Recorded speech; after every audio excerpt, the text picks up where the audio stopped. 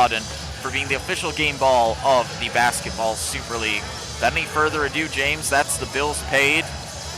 And we are set to get underway here at the Mary Brown Center. We'll be bringing you all the action from our hard cam up in the rafters and also from our Basketball Super League action cam down on the floor.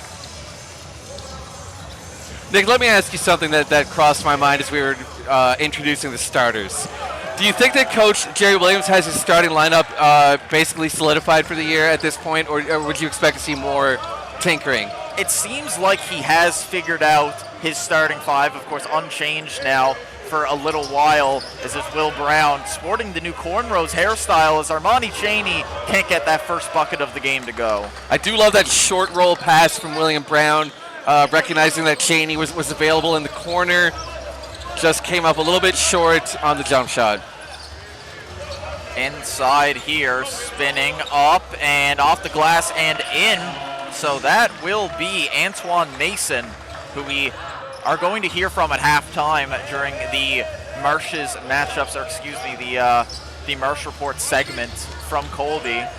Like, I love the old school feel of that bucket from Antoine Mason, getting it done on a low block. You don't see guards doing that as often as you used to.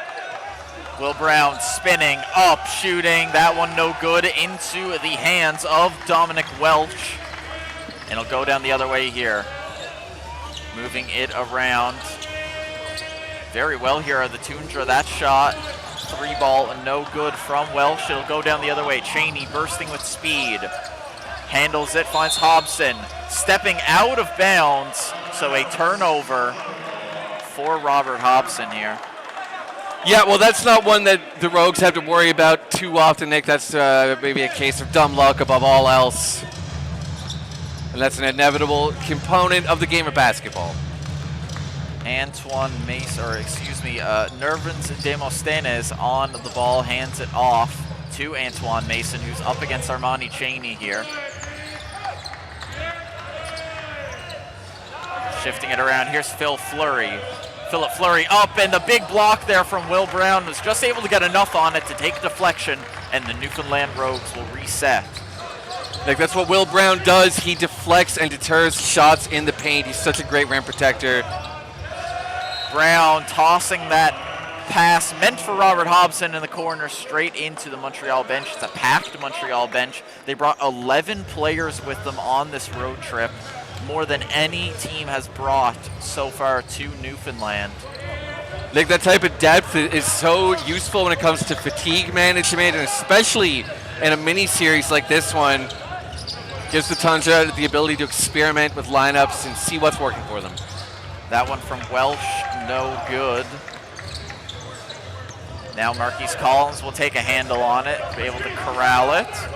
Inside now to Brown, to Collins. Collins, step back three, no good, rebounded by Chaney. That was about the easiest rebound of Armani Chaney's life right there, Nick.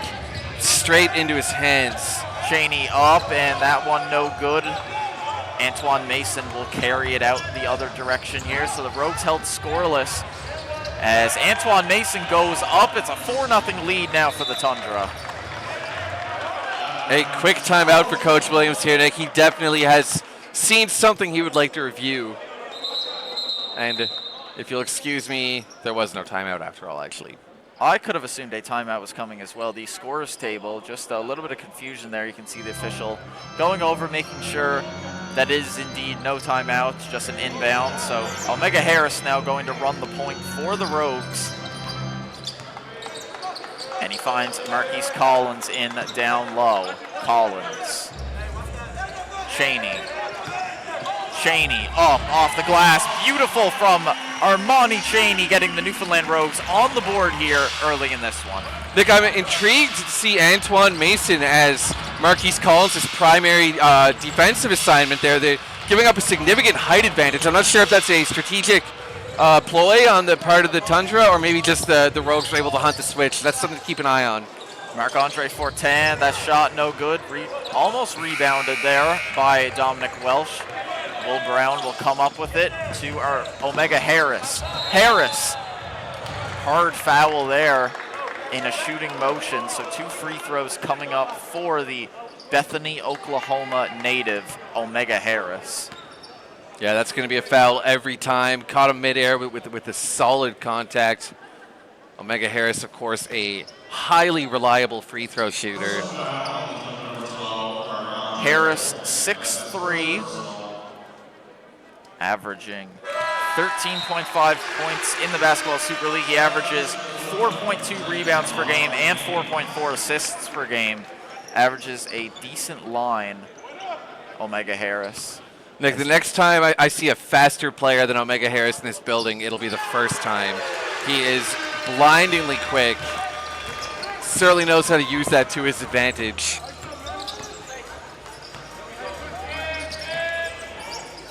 Now Dom Welsh to Mason, back to Welsh. Welsh moving the ball around well here. Here comes Fleury, pulling up deep two there, no good. Rebounded by Hobson, and that shot attempt from Amari Haynes, who checked into this one. His first of the game is no good. Collins into the corner. Hobson for three, off the rim. And Nick, both teams creating good shots, just not falling at this point. Maybe a little bit of rust. And that one is good, so Phil Fleury putting the Toundra back onto the board here, 6-4 at the Mary Brown Center. Fleury hunting his shot early, certainly not a timid offensive player. And here again is that mismatch with Antoine Mason guarding Marquise Collins. That's something to keep an eye on tonight. Out of bounds, it will be Toundra ball, it will be Rogues ball. The Toundra are furious. And a timeout not being called, a substitution being made, It will be Brandon Bellotti checking into this one. So Brandon Bellotti, who we were speaking about earlier, one of the human highlight reels. And Armani Chaney stepping out of bounds. He's furious at the call. Nick, the walls seemingly closing in on the Rogues here tonight, just unable to keep themselves within the boundary lines early in this one. I would expect that to change as the evening wears on. Good ball movement here from the Toundra to set up. Just over half the shot clock left. Up goes, and a good defensive play. I don't believe Will Brown got the block on that play. Just as good, Nick. Will Brown came in for the massive putback. And there it goes the other way, the Toundra slam. Amari Haynes, first slam dunk of the series. Coach Jerry, the jacket is coming off, folks. Top left-hand corner. A little early in the contest, Nick. With that said, only 4 points for the Rogues here, nearly halfway through the first quarter. They've got to spark something as soon as they can. Brown, travel called on Will Brown. That was the right call there, Nick. He carried it a little bit. So the Rogues calling a timeout, the first timeout of the game called, and it will be by Coach Jerry Williams. Folks, we are going to throw to a quick commercial break, but don't go anywhere. We will be right back with you for the rest of the BSL action and the rest of the Montreal Toundra versus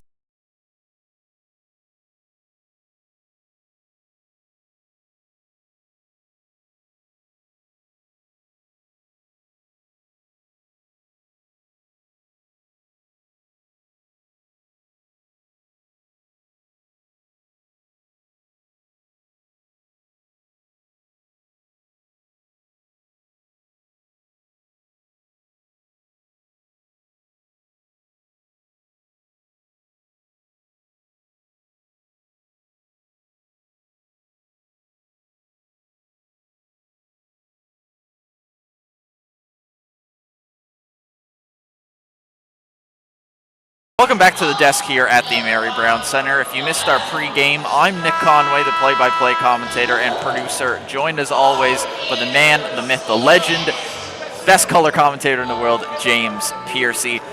James missed the last game against the Albany Patroons. Back to basketball action here. What are you liking so far in this game? Nick, the Toundra play a nice brand of basketball. I'm seeing 5-out spacing and a bit of a drive and kick system, and everybody's willing to pass and look for the open shot, and they're playing as a team. It's going to be difficult for these Rogues to contain. I'm quite sure of that. So the players are back onto the court. We are underway here once again as the referee blows his whistle. Here we go.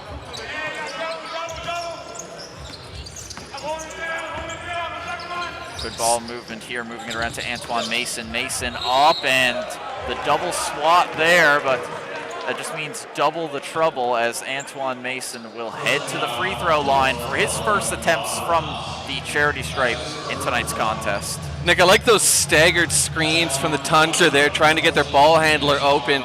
I would suggest that if they're going to continue to play this 5-out style, one way that the Rogues can counter that is to really pressure ball handlers and stunt a little bit defensively. They don't need to always protect the rim if all of the Toundra players are going to be out on the perimeter that way. So that might be an adjustment to make throughout this game for the Rogues. Just past the halfway mark of this first quarter is Collins driving, now finding Omega Harris 3 and popping it up into the safe hands of Mambi Diawara as he will bring it up the court here. Mambi Diawara, good ball handling here as that pass is recovered by Antoine Mason.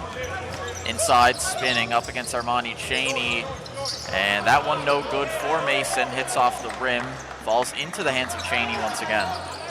For 3, Cheney pulling up, no dice for Armani. Nick, this Toundra team, they remind me of the Miami Heat, to be honest with you. They run a system very similar to Eric Spoelstra's drive and kick, and they're always shifting their position. I like the way this team is playing basketball here early. The Rogues, on the other hand, just look a little snake-bitten. There's just a bit of a lid on the basket. Excellent move by Lewis Jonkum. I can't believe that didn't go in. Lewis has been showing up to shoot around early. He's been putting the work in, and it showed there with that excellent move. Just couldn't get the finish. Fleury up, and 2 free throws are coming up for Philip Fleury. Nick, Lewis Jonkum, not necessarily a player that's going to score in bunches, but he does a lot of other valuable things on the floor for this team. He hustles very hard. He's an outstanding rebounder. He's a great screen setter, and he's a very good passer as well. So Fleury shooting his first free throws of the game. He'll get that one. Fleury is already at 2 points in this one, now up to 3, as the Montreal Toundra have a chance to become the first team to go into double digits. Not a very high-scoring first quarter here, James. No, sir, particularly for the Rogues, Nick. 4 points at this juncture has them on pace for maybe a career low, but of course they can explode at any moment. Collins looking to prove James right here as he spins inside, great pass, and Lewis Jonkum putting that one off the glass into the bucket, and Lewis Jonkum breaking the Rogues' deadlock here. Only a 5-point game. Really nice pass from Marquise Collins there, Nick. Not always his role on this team, but he's definitely capable. Grabbed his own board 3 times there, 4 times almost. My Good goodness. effort from Amari Haynes under the basket there. Even the Rogues fans were appreciative of that as Armani Cheney up off the glass. Lewis Jonkum there for the putback. That's 2 now in as many possessions for Lewis Jonkum. Nick, I said Lewis Jonkum couldn't score in bunches. Maybe I was lying. And Armani Cheney trying to pressure the ball handler in the backcourt. Nearly comes up with the steal. Does not ultimately do so. So Rogues' foul is on Armani, his first of the game. Shondarius Coward going to check in for Robert Hobson.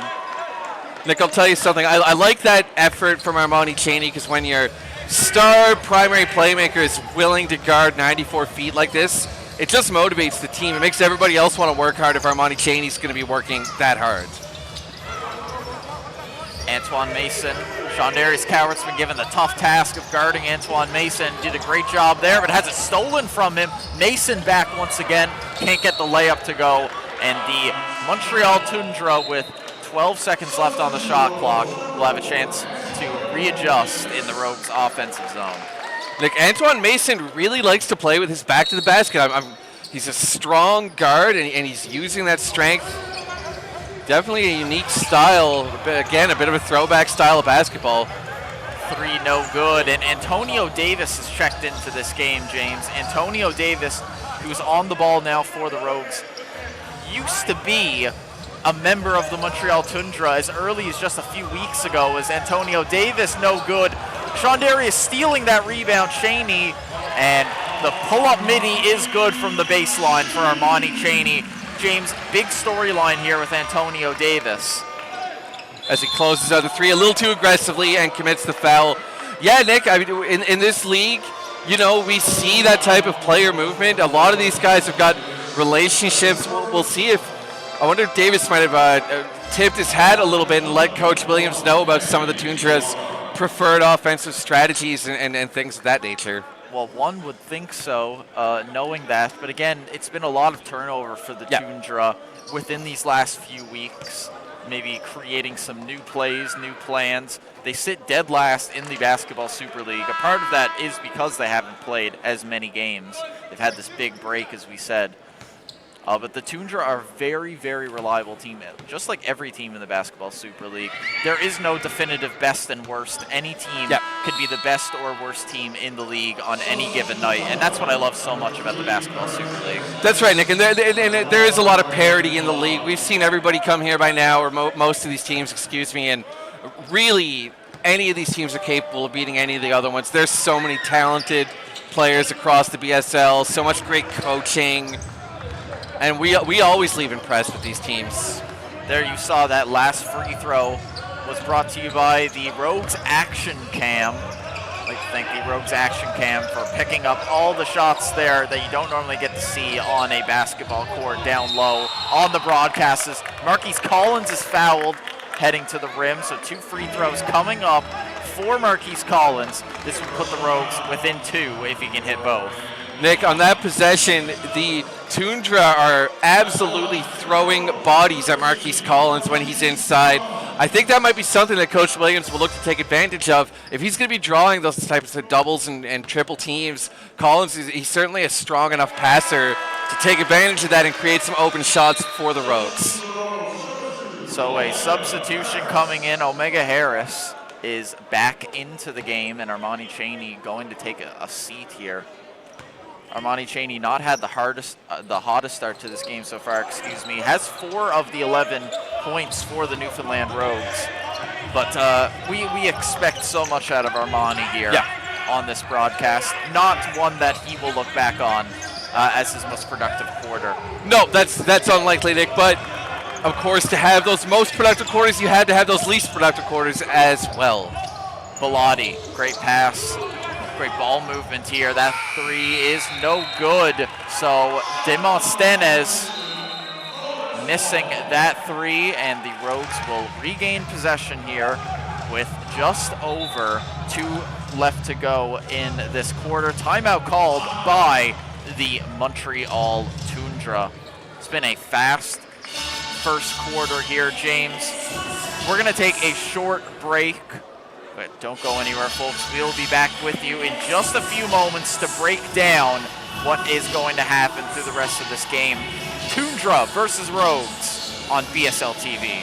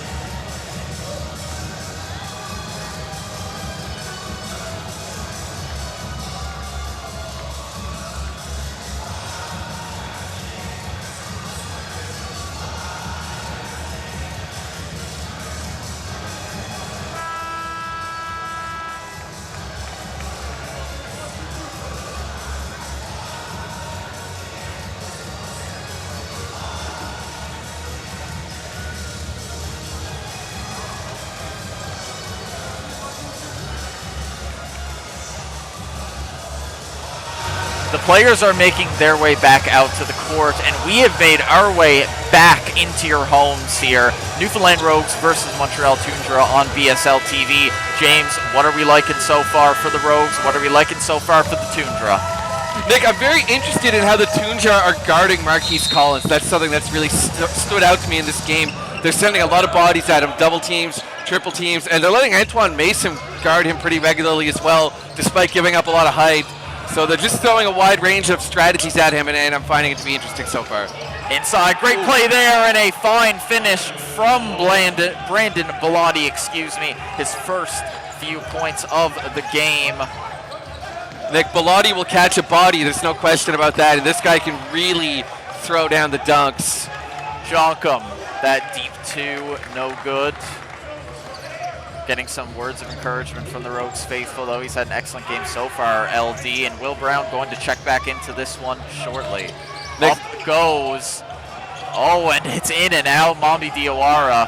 And that scramble under the basket. It's going to be a jump ball, I believe, between Omega Harris and Marc-Andre Fortin. So the smallest player on the floor versus the biggest player on the floor for the Montreal Toundra. Now, Nick, with that said, Omega Harris does have somewhat of a vertical leap that might be able to compensate to some extent for that height difference. This guy can really get up. Still the underdog in this jump ball, with that said.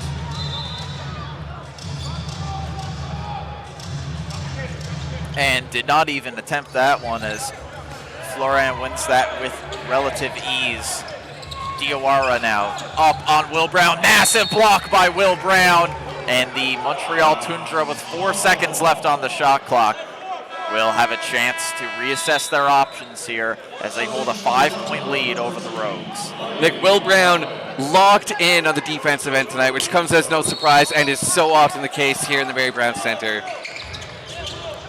Quick shot needed. Great defense from Brown.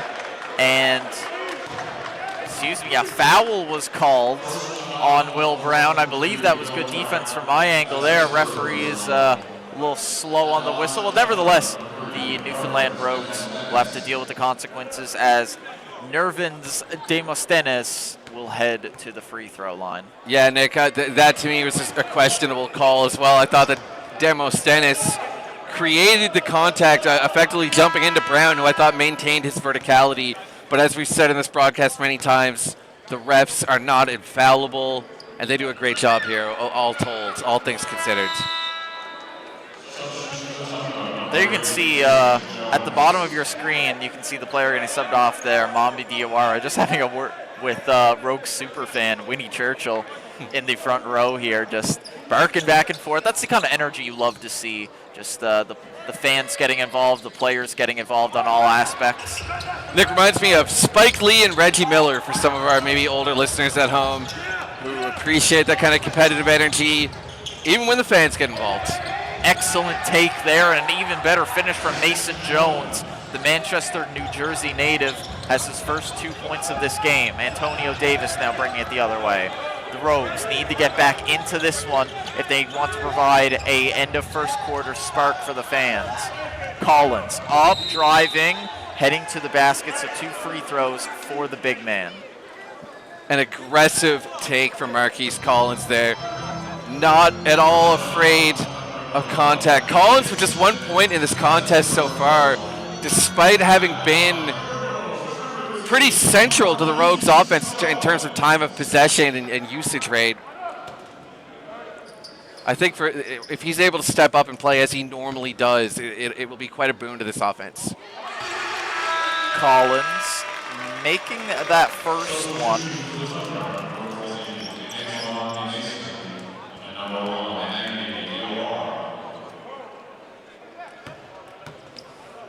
Collins making that second one.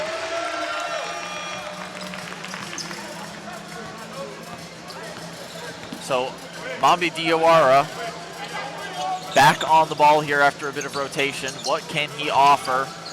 Finding his teammate there. 3 off the edge of the rim. That was Levi Londelay who got the start here in this one. Haven't seen a lot of them as Collins pulls up for 3. Top of the circle. Nails it! Marquise Collins. 3 ball. And Nick, we talked about that spark that Collins could provide to end the quarter, and he is providing it.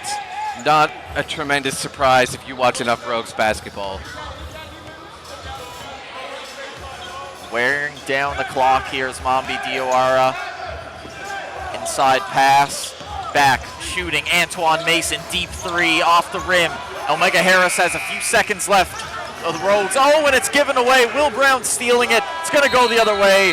And a mad scramble at the end. The bucket will not count even if it did fall, as the Newfoundland Rogues are down by 4 here at the Mary Brown Center. 20-16 is your score after the first quarter. Folks, don't go anywhere. We are going to show you a phenomenal Buckets for Tickets promo. We're going to see if these fans can win some free tickets. And afterwards, we are going to hear from a member of the Newfoundland Rogues live here on commentary. So folks, don't go anywhere. We will be right back with you in just a few moments.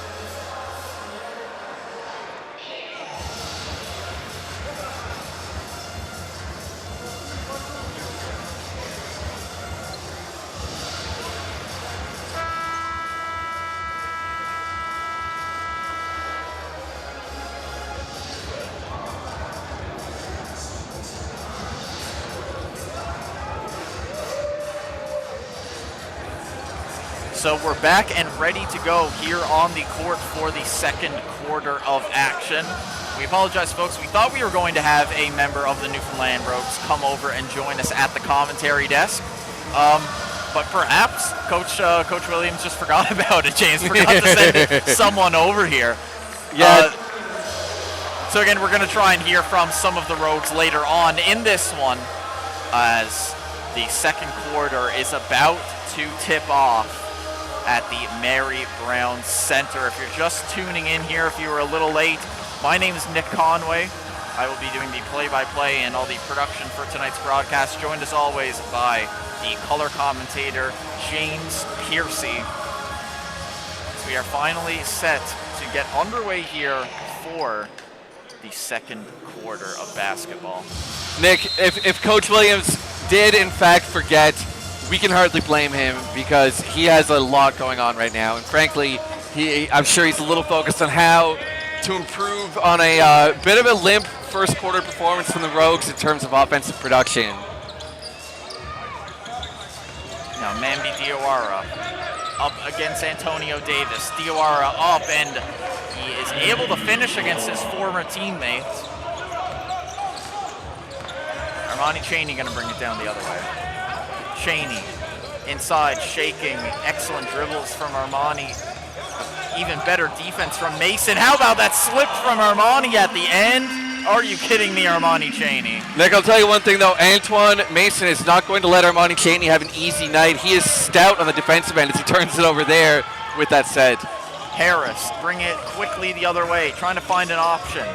Hands it off to Chaney. Chaney, lovely move inside, up off the glass, no foul, and Anthony Otley Jr. not able to grab the rebound, so it'll be Toundra ball. So Robert Hobson and Anthony Otley Jr. checking into this one. Antonio Davis going to take a seat.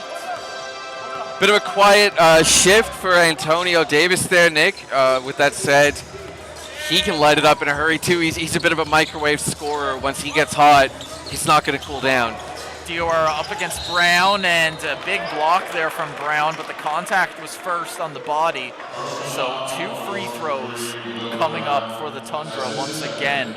And it's been a bit of a story of the game so far. The Toundra able to get to the line and make their chances from the charity stripe count. The Toundra certainly like to penetrate. I've been hammering a little bit on their 5-out offense, but that creates a lot of driving lanes. So they're getting to the basket with regularity, and a lot of times they're drawing free throws.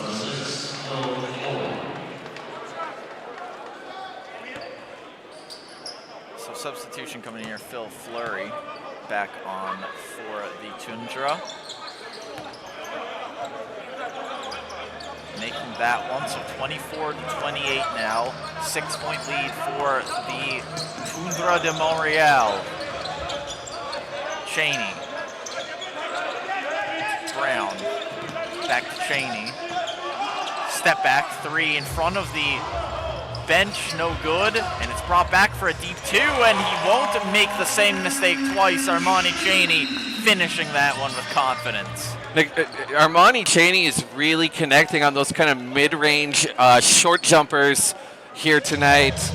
Normally, the area of the floor that he's least concerned with scoring from, but at the end of the day, you got to be a 3-level scorer to really carry an offense. The mid-range, not as prominent as it used to be in basketball, but still an important shot. There you can see Peter Easton walking by our table as the Toundra bring it out the other way. It's Diawara when they pull up there. I'm really impressed with this Mambi Diawara fella, James. He runs the point and he creates plays, but he's also able to finish them himself. Yep. Very impressive. Speaking of 3-level scoring, able to pull up for the mid-range there and knock it down. Excellent rebound by Omega Harris to beat out the 2 bigger forwards underneath the basket, and Cheney's pass is read there by Diawara, who'll bring it back to Bellotti, and Robert Hobson getting up, playing spoiler on that posterizer attempt. Bellotti's going to head to the line. Yeah, bit of a late whistle there, but certainly contact that would qualify as a foul, I would think.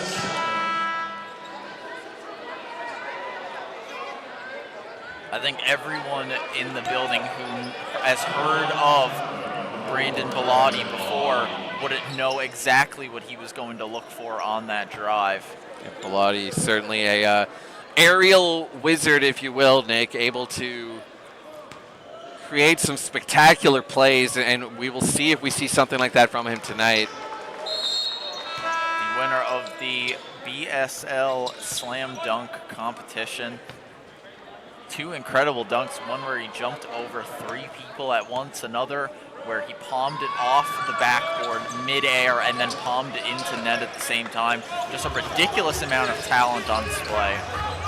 I love a good dunk contest, Nick, so hopefully we'll see something tonight. Who doesn't love a great dunk? What gets the fans on their feet, and I'll tell you who else gets the fans on their feet. Those silky moves from Armani Cheney. 3-ball for Armani Cheney. Nick, I mentioned how that short jumper was starting to fall for Armani tonight. It was only a matter of time before the 3-ball followed suit. Pull up 3, no good. Rebounded by Otley. Nick, one thing I noticed on that possession, the Toundra had Philip Fleury on the low block, trying to capitalize on a mismatch with Armani Cheney. They've been playing a lot of 5-out offense tonight, but they deviated from their game plan there, and it could have had great results. So we have a timeout here now, which means we'll have a chance to speak about the leading scorers so far in this game. Mambi Diawara leads all of the Montreal Toundra players with 9 points. Second is Antoine Mason and Philip Fleury with 4 apiece. A couple of threes with Murray Haynes with 3, Brandon Bellotti with 3. Philip Flory, or excuse me, Mason Jones with 2. The Newfoundland Rogues have the only double-digit score in the game so far, and lo and behold, James, it's Armani Cheney, 11 points in this one. Marquise Collins, second on the team with 6. Lewis Joncom with 4, and Omega Harris with 2 to round out all the top scorers from this game so far. An interesting note I want to say, James, leading all players in rebounds for each team. Marquise Collins and Antoine Mason, who are kind of matched up against each other, lead both teams with 4 rebounds apiece. And Nick, I also want to give Marquise Collins a bit of a shout out for the 2 assists that he managed in the first quarter. 6 points, 4 boards, 2 dimes. That's a strong first quarter. Not far off a triple-double pace. There you can see some fans enjoying their prize here. And there you can see some Lewis Joncom fans as well. That young woman holding a sign for Lewis, if she bothers to turn it around and show it to the camera again. Hey, there's some more fans getting into it. You love to see it here at the Mary Brown Center. And Nick, of course, we know that Lewis Joncom has endeared himself to the Rogues faithful with a lot of community work. He's out there, he's actively engaged, and we really appreciate that. Lewis brings a positive energy to Newfoundland. Always out and engaged at every community event. Love to see it from Lewis Joncom. It's funny, we were at the Big Brothers Big Sisters, which is a local charity here, which pairs underprivileged children with mentors, big brothers and big sisters throughout their life. And the Newfoundland Rogues went down to play with the kids. It was Antonio Davis, Lewis Joncom, and Anthony Otley Jr. And when I tell you that Lewis ran that whole show, James, it wasn't even close. It's Armani Cheney. Stopping me cold in my tracks in my story there, Armani Cheney, as we're back covering the action. But no, James, Lewis Joncom, he ran the entire thing. He set up all the drills. Will Brown fouling. But a massive block to get up there. Well, like Nick, we were saying, James, Lewis Joncom, such an important member of this team as he heads to the scores table now to check into this one, funnily enough. certainly has an infectious personality. Nick, speaking of running the show, the Rogues just 1 point behind after that Armani Cheney 3, and that's going to maintain as Antoine Mason misses the free throw. And we're going to see Nervins Demosthenes check back into this one for Mambi Diawara. Diawara, who is a resident of Montreal, born in Montreal, plays for Montreal. James, if you had the chance to play for your hometown professional basketball team, I don't think how I'd be able to handle it. Well, Nick, we get to broadcast for our hometown professional basketball team. It's just not the same, James. It's just not the same as being out there on the court. We can go out there on the court when the game is over. You know what? I might just take you up on that, James. A little 1v1, as that ball will be Rogues' possession.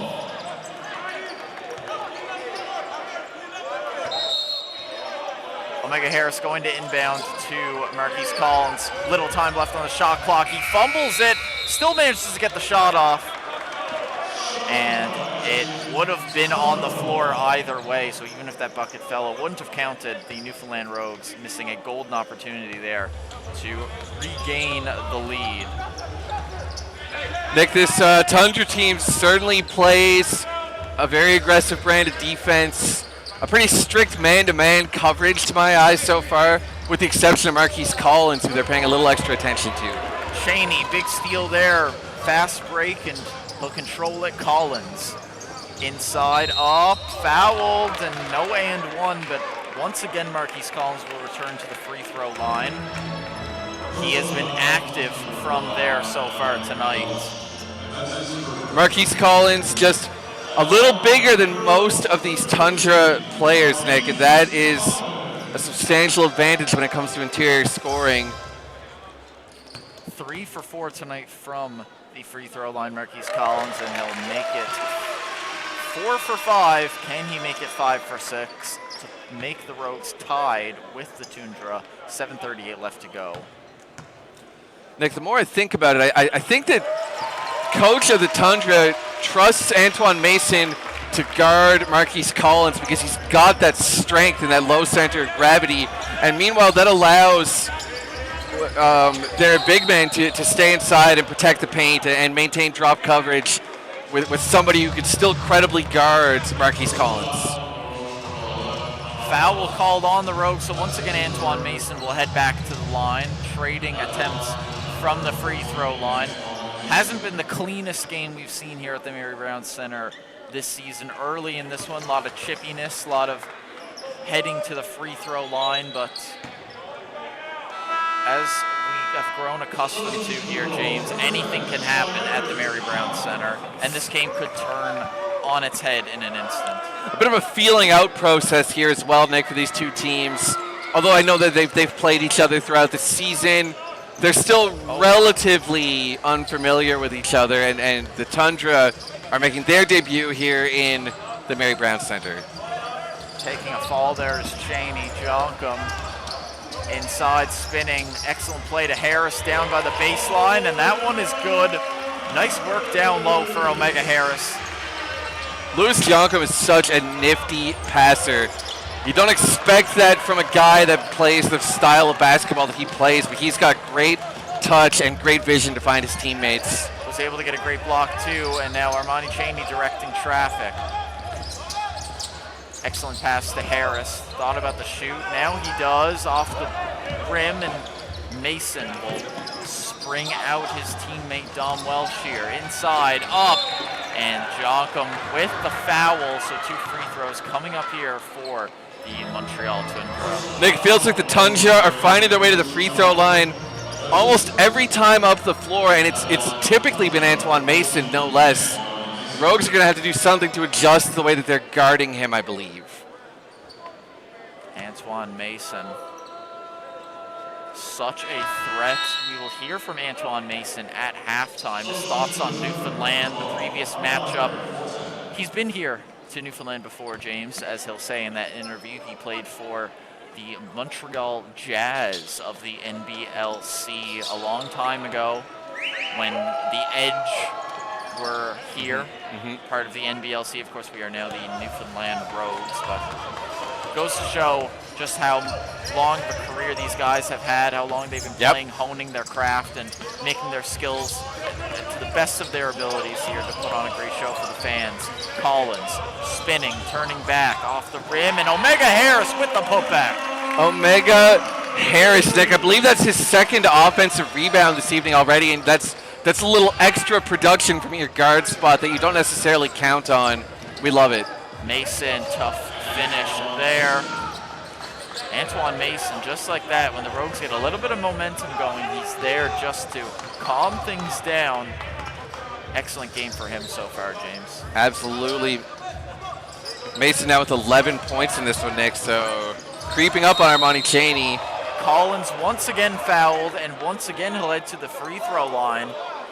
So he will now, in just one half of basketball, have 8 attempts from the free throw line. They really are playing a game of Whack-A-Collins. Yeah, and the Rogues are playing Whack-A-Mason on the other end of the floor, so it's a bit of a free throw battle, which, if we're being completely honest, is about the least entertaining kind of basketball game you could watch. But I have a strong feeling that things are going to change as the game progresses. There you can see our feed from the Rogues action cam down below, catching all the action in places where you wouldn't think a broadcast camera normally would be. And there we go. So shout out to the Rogues action cam for providing us with all these fantastic shots. If you're in the building, they're going to find you. They've already found me on multiple occasions, considering I did indeed set up the camera. Well, you found the camera. Foul called there on the Rogues. It's on the floor. But being in the bonus, the Newfoundland Rogues have sent Brandon Bellotti to the line. This is something the Rogues are really going to have to worry about here. With just under a half left to go in this quarter. A lot of time left to not foul. And Nick, just as significantly, they can't allow this to happen again in the third quarter. I'm not exactly sure how to analyze why the Rogues are committing so many fouls, but one thing is clear, that they can't continue to do so into the third and fourth quarter in this one. And in the meantime, they'll have to avoid fouling here in the second. So Cowher to Collins. Collins spinning inside, and a big foul there, and another 2 free throws for Marquise Collins.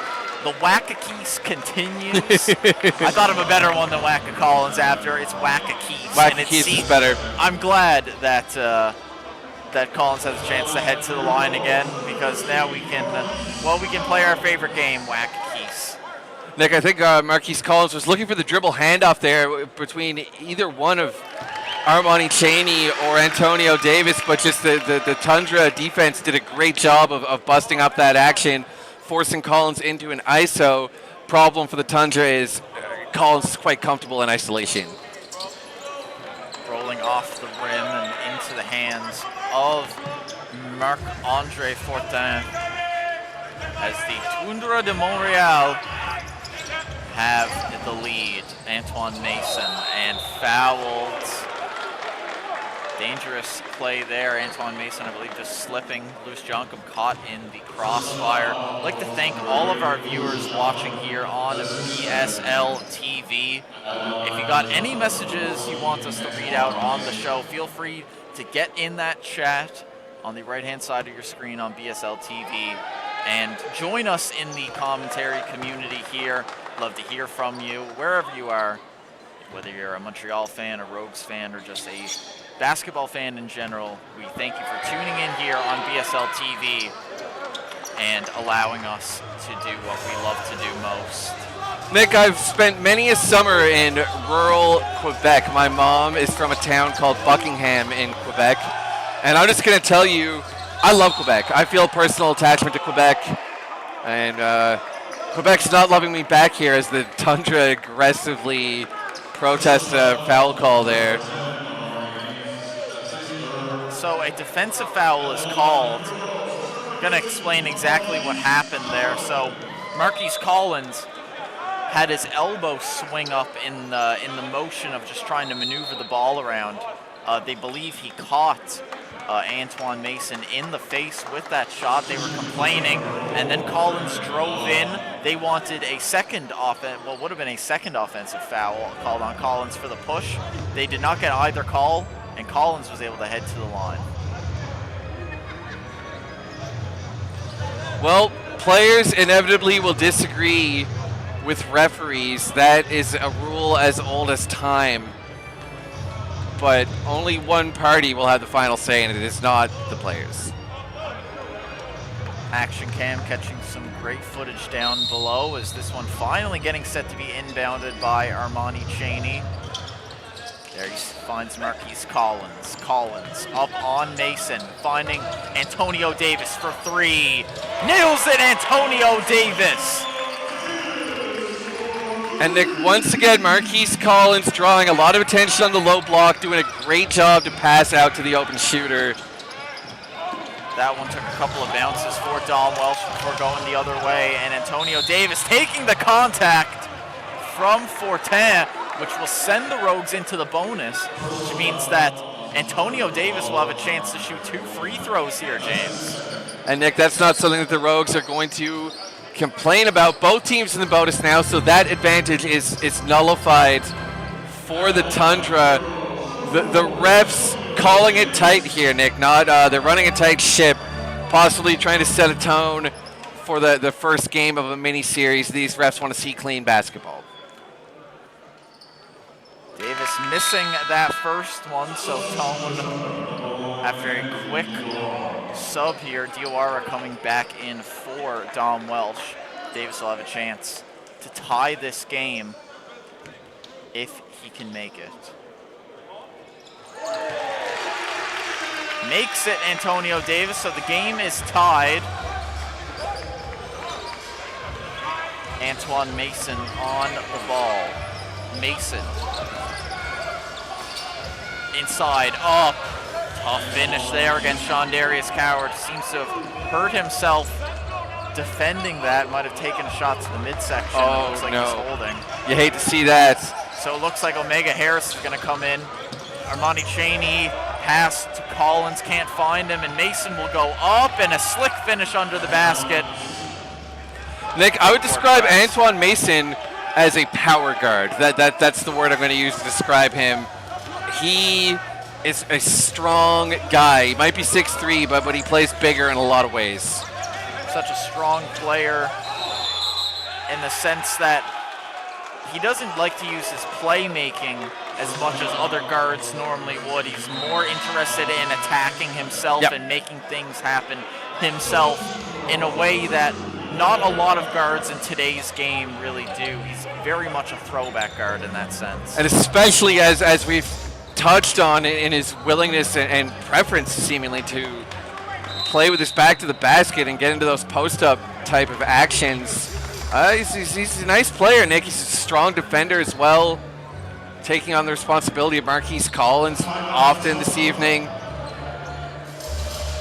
So a timeout called, which will give us a short break in the action. Folks, don't go anywhere. We will be right back on headset with you in just a few moments. But enjoy this ad from the one, the only.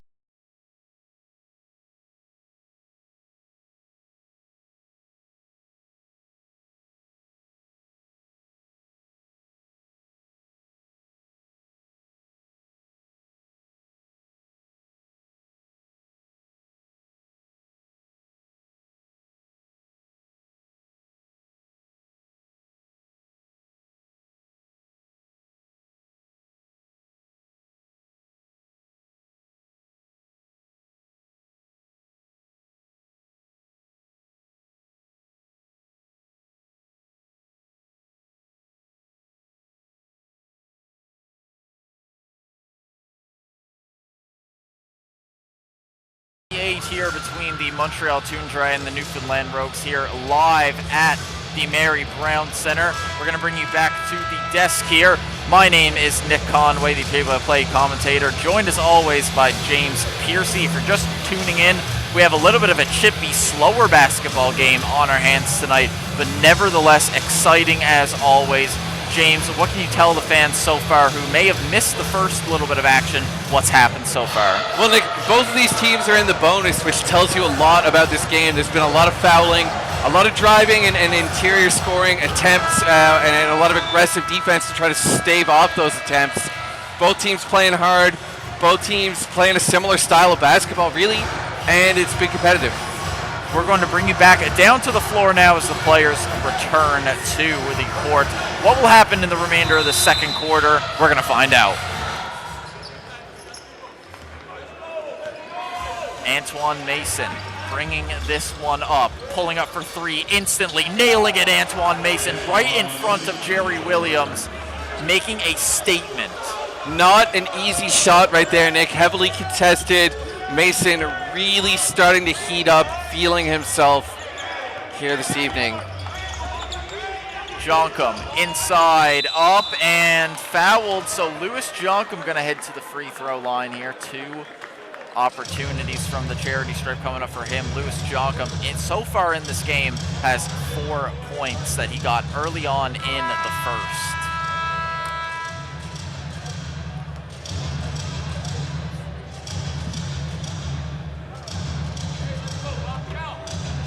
So Jonkum waiting just a little bit here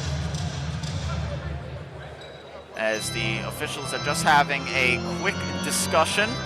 James, this gives us time to kind of get into these stats that I got prepared here. Of course, shout out to Marsh Reports, Colby Marsh, for putting together these wonderful programs. I'll quickly show them to the viewer here as well. Colby Marsh putting together these wonderful game programs for us, which provide us with all of our information. James, did you know that Mambi Diawara went to the University of Calgary? I did not know that, Nick. That is interesting. He was born, of course, in Montreal, Quebec, Canada. He went to the University of Calgary. He's played with Edmonton and Saskatchewan and Montreal in previous competitions here in Canada. As Lewis Jonkum will make that first free throw. Lewis Jonkum He is second in the Basketball Super League in field goal percentage. The entire league, James. Does that catch you off guard at all? Not especially, Nick, because Louis Joncom typically looks to score inside. He's not really a jump shooter. He's only trying to really capitalize on second chance points and put back opportunities. And so that efficiency kind of is par for the course with that type of player. Nonetheless, it's extremely valuable. Mason, that one no good. Joncom rebounding it as the Rogues are down by 5. They've been down for the majority of this game, but not by a lot, as Joncom can't get that one to fall.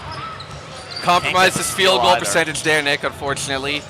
He might be third in the league now. You don't know. You don't know. That is Joncom, good defensive perimeter to hold that shot accountable, and the Rogues are going to bring it the other way. Just over 2:30 left. Cheney, shimmy, shake, no good. Rebound can't get controlled by the Rogues, so it will go the other way. Here goes Diawara. Backing it up here is Brandon Bellotti. Spotting Diawara again. Joncom defending hard, blows by him, Diawara. And the putback is good. There's Nervous Demosthenes. Man, oh man, he's having a fantastic game. These Toundra players are just having a fantastic game in general. They're the first to every board, it seems. Yep, this team plays hard, Nick. They're playing to win. Great skip pass from Louis Joncom. And a beautiful bank shot from Marquise Collins. I wonder, I wasn't able to hear, but I wonder if he called bank on that as Marquise Collins hits another 3-ball. Nick, they're going to put it on the scoreboard either way, I suspect. Well, I know for a fact. One of my favorite sayings, James, they don't ask how, they ask how many. I love that. When they ask how many points Armani Cheney has, well, they'll say 14, but he's fouled. Not in a shooting motion, though, so Cheney will have a chance to inbound here with 1:28 left to go, folks. We have a packed halftime show coming up. We're going to see a performance from Easter Seals. Of course, it is inclusion night at the Mary Brown Center, so we're going to see a nice inclusive show from them. We're going to have the Marsh Report segment as Mamdi Diawara nails that one. The Marsh Report segment with Toundra player Antoine Mason. That's going to be a fantastic interview. And coming back, we are going to hear from some Newfoundland Rogues players on how this game has been going so far. Harris to Davis, 3. Great defense from Diawara to get to Davis. Just got there a little bit too hard, so 3 free throws coming up for Tone. Nick, I see that Diawara not necessarily happy with that call. I don't think that he's got much of a case to make there. He certainly was in Antonio Davis's airspace. Can't quite guard that tight. Davis nails that first one. He will have 2 more to go here if he wants to give the Rogues the maximum percentage possible for getting back into this one. He makes the second one. Now, as Meatloaf says, James, 2 out of 3 ain't bad, but Antonio Davis is going for the whole enchilada. Well, as Meatloaf also said, 3 out of 3 is better. That's one of his more obscure, lesser-known tracks. I haven't heard that one, James. It's good. Show tuney. 3 out of 3 is good for Antonio Davis. Shout out to the Rogues Action Cam for picking up those plays. Just under a minute left to go here in the first half. Excellent play there, dropping the anvil, Levi Londelay. Fantastic pass there to make that dunk available. Cheney, massive swat, get out of here. In his own house, gets swatted up the other way. And just like that, James, Antoine Mason finishes it off. The Montreal Toundra are going on an incredible run to end this half. Coach Jerry is not going to be happy. Fantastic pass from He'll be happy with that one as Antonio Davis. And now the Rogues look to stave off the last possession from the Toundra. A stop here would be crucial. Mambi Diawara. Last three, off the rim. Antonio Davis with no time left to take a full court shot. I told you at one point we should switch jobs, as in he should throw on the headset, you should be out there coaching. That might have been exaggerated, if not completely fabricated, Nick, in all actuality. So the Toundra back in action here. They're on the ball, the Rogues and the Toundra here at the Mary Brown Center. Folks, if you're just joining us, my name is Nick Conway. I'm your play-by-play commentator / producer. Joined as always by the color commentator, James Piercy. And a big defensive effort from the Rogues there as Marquise Collins will try and turn in transition. Will Brown up, fouled. He'll head to the line, didn't get the bucket to go. And Nick, the Toundra felt that was an offensive foul, and if I'm being completely honest with you, I think they may have a case, but the foul call is not going to be reversed, and they had to keep playing through it. Will Brown certainly took some liberties getting to the basket on that one. Will Brown with a chance for his first points in this game, and he connects on the first free throw. Will Brown had a lot of praise from assistant coach Austin Chambers of the Newfoundland Rogues. He played phenomenal in his last game against Montreal. In my opinion, his best game in a Newfoundland Rogues uniform came against the Montreal Toundra. A little bit slower here tonight in terms of the points department. He was knocking down threes when he was in Montreal. But a phenomenal player who's poised to have a big second half impact here. Oh, Nick, Will Brown's the guy that can space the floor. We know that. Speaking of spacing the floor, but really his primary value and where he needs to focus his primary efforts do come on the defensive end of the floor for this team, because he is just a phenomenal rim protector. Armani Chaney for three. Speaking of phenomenal, I have goosebumps watching Armani Chaney play as Antoine Mason goes up and in, and it's another finish for him. Antoine Mason up to 28 points in this game. Is certainly a breakout moment here for Antoine Mason. Not that he's not a big enough star already, but he only averages 20 points per game, already at 28 in this one. Massive, massive game for him. The Colby Marsh effect. As Robert Hobson off the rim, rebounded once again by Mason, who will bring it up the other way. Mason inside, fouled, so he'll head to the free throw line. If he converts on both of these, James, he'll be the first player to hit 30 points in this building for quite some time. And Nick, just to clarify, you mean as a visiting player? Because a couple of Rogues have certainly passed that threshold, but I don't think we've ever seen anybody come into this building and play quite like Antoine Mason has played in this contest, to be honest with you. We're used to seeing 30-point-plus nights from the likes of Armani Chaney and Marquise Collins. At the end of the Albany Patroon series, the Rogues' last series, however, they just took a little bit of a step back in terms of their scoring. So this would make it 3 games in a row now, where if it ends like the way that it's trending, we won't see Rogues players hit the 30-point threshold for a 3rd game in a row. But of course, there's lots of action left to be played here. Armani Chaney sits at 17 points. He could very easily break in to that 30-point threshold. Excellent move there. Up and in. Beautiful from Dominic Welch. Welch from Cheektowaga, New York. Little bit of a careless pass there from Collins. I don't think Coach Williams is going to be super happy with that, but he will be happy with that 3-point make for Robert Hobson. Well, he didn't show much emotion on his face there as Robert Hobson nails a 3 in front of him, but certainly inside he'll be beaming that the Rogues were able to get something back on the board here.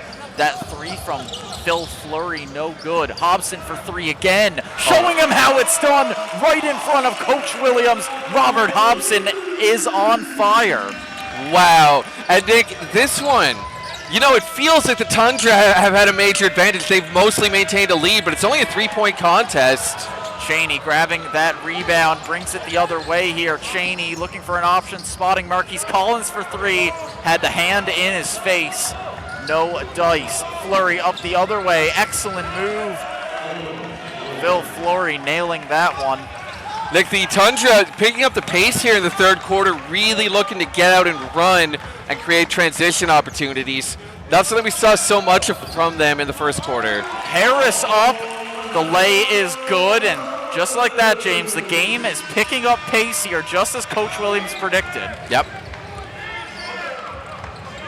Mason. You're absolutely right. Up against Collins. Great defense from Collins there to keep him at bay, but Mason so close to having that bucket find the home anyway. Here comes Omega Harris down the other way. Cheney wide open, and it's an off-ball foul called on Omega Harris. Just went into the paint with a little bit too much oomph on that one.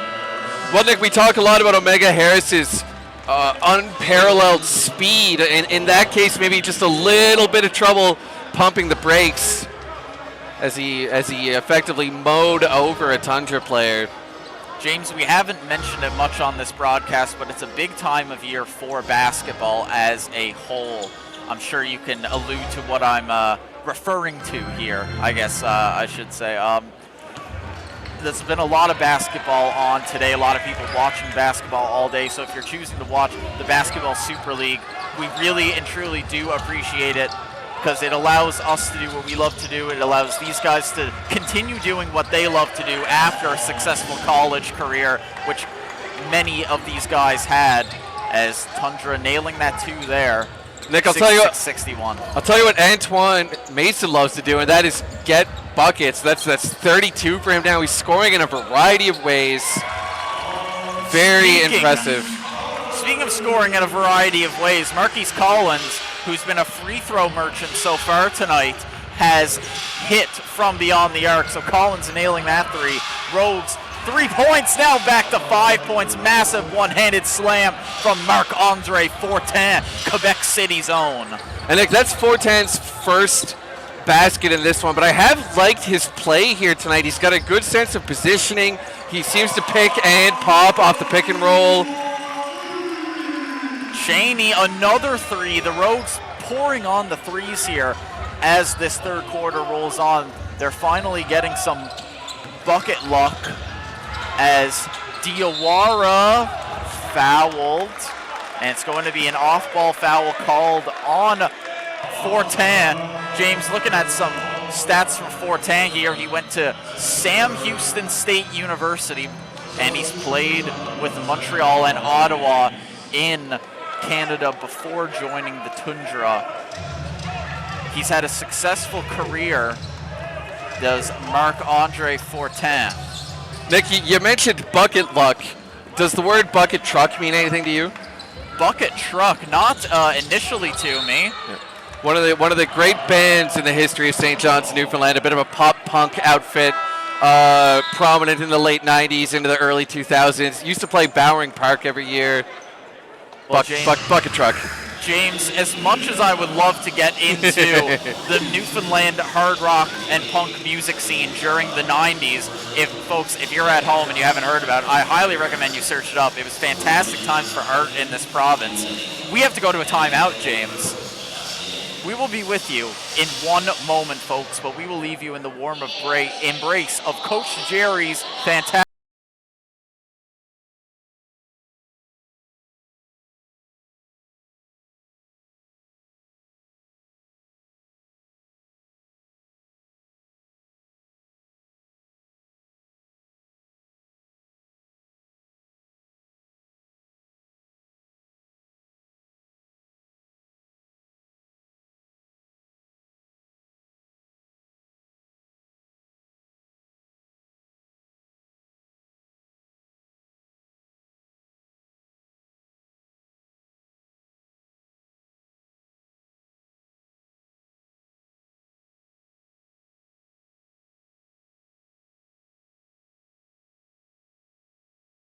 the Mary Brown Center here. Hope you enjoyed that Benjamin's ad from myself and Coach Williams. Shout out to Benjamin's for being the official suit provider for Jerry Williams this season. Has him decked out in all kinds of gear. They just announced the autographs will be going on in the arena. The players will stay and sign autographs for any fan who wants to come down and get their stuff signed. What about that community involvement makes the Rogues so well loved here in this province? Nick, I think partly it's the fact that basketball is not traditionally such a big deal here in Newfoundland. It's something a little special and different that these guys bring to the table as our fans here in St. John's, Newfoundland start to get a little more familiar with them. Turnover by the Toundra, and they make a really positive influence in the community. There's Omega Harris on the ball now. Harris inside, up, and that one rolls around a few times before it finds the hands of Diawara. And we'd like to give a shout out quickly. Oh, as Antoine Mason has that putback, we'd like to give a shout out to a few of our viewers here who have commented and said some things in the chat. BSL Fan 59 says, "Let's go Rogues." As Omega Harris is on the ball here. Robert Hobson being defended well. The odd man, Audley Stevenson himself, chiming in as Will Brown and Robert Hobson. A little miscommunication under the basket there. The odd man says, "Mombi is a good dude, and Montreal is doing a good job scoring in transition."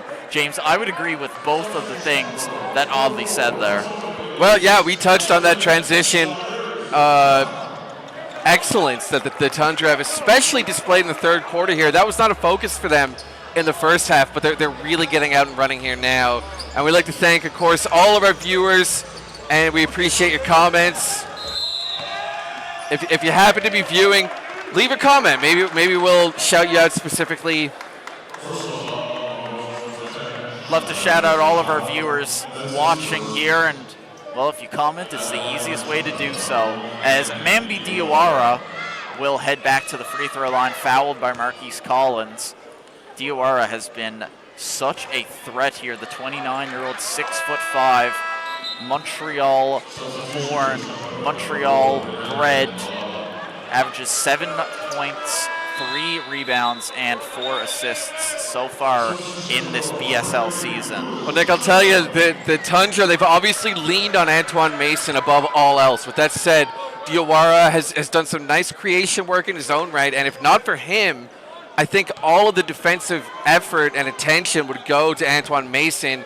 Every team needs another dynamic in their offense. You can't exclusively rely on one guy to put up all your points, and so Diawara been a nice second fiddle, a bit of a Robin to Mason's Batman here this evening. Shondarius up and caught between two bodies there. He'll head to the free throw line. Shondarius Coward, who's scoreless in this one, has a chance to break his seal from the free throw line. It's been a similar story for the Newfoundland Rogues, whereas it's been a Mason and Diawara dynamic duo. It's been the Armani Chaney and Marquise Collins dynamic duo. We're used to seeing it so much here at the Mary Brown Center. Chaney at 20 points, Marquise Collins at 15 points as Shondarius Cowart nails that first free throw, and the second one is coming up. Cowart, of course, impacts the game in a way that goes outside of the stat sheet. He came up with a steal earlier, if I remember correctly. He's always an engaged and active defender. And that's a travel by the Toundra, and the Rogues are gonna get an unexpected possession here. Not what you want to see if you are Coach Buckley of the Montreal Toundra. A chance for the Rogues now to tie this game back up if they can get a 3 off. Nick, I think that had to do with Armani Chaney's defensive aggressiveness. He's really looking to guard all 94 feet here tonight. Cowart wanted the and one, but 2 more free throws for Shondarius Cowart after he makes his first 2. Short break, and now he's back at the line with the chance to put the Newfoundland Rogues within 1 point in this one. Nick, I suspect that I caught the same bug that Shondarius Cowart had, what kept me out of the last game sick. And let me tell you, if that is the case, we got to give this guy a lot of credit for coming out and playing the way he did. If he was feeling anything like I was feeling recently.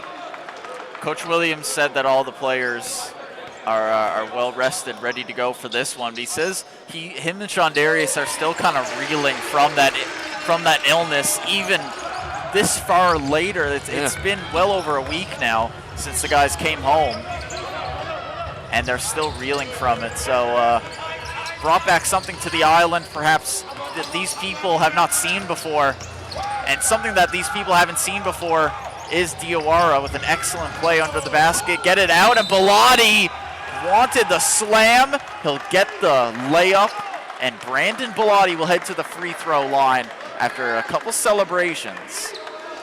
Nick, we're still waiting on that big dunk from Bellotti, but you can see the verticality there. Just a very impressive athlete.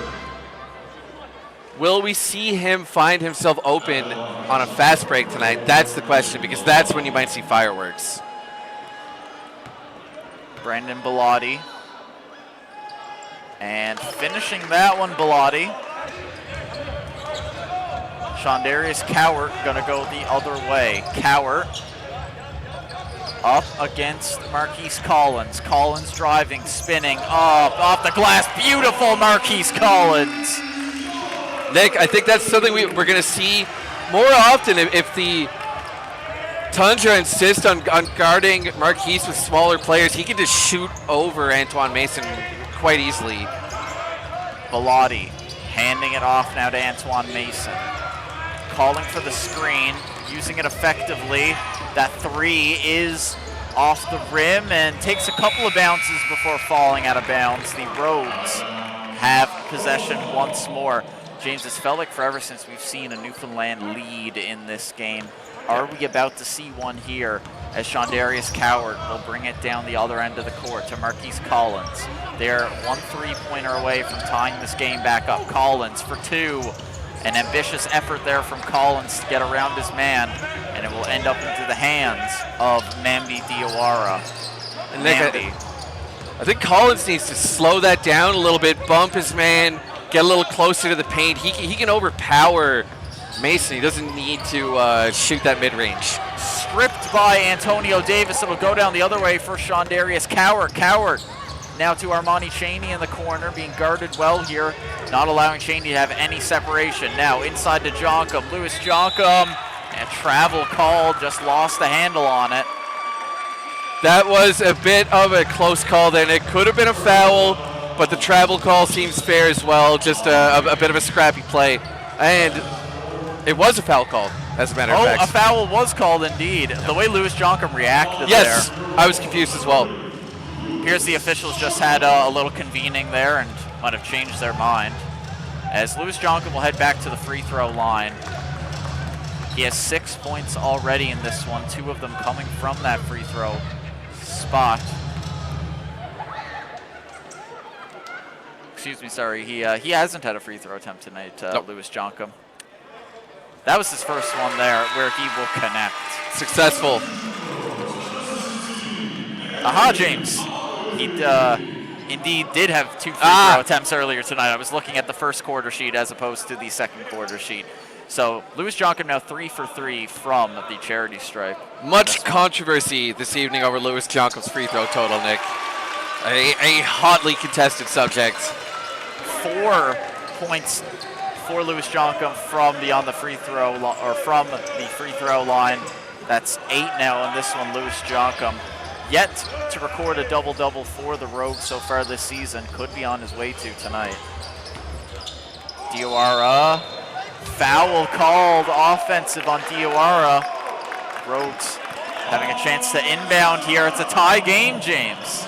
And Nick, I noticed Anthony Audley guarding Antoine Mason throughout that possession with Lewis Jonkum sort of shading him, getting ready for the drive. And that's a coverage that I think could frustrate Mason and possibly limit his effectiveness. And I wouldn't be surprised if we saw Audley get a few more minutes than we typically see him get. He's a very strong defender. Having someone like Audley being able to come off the bench and immediately stifle Antoine Mason, it's such a key thing to have in your roster. Shout out to Anthony Audley Jr.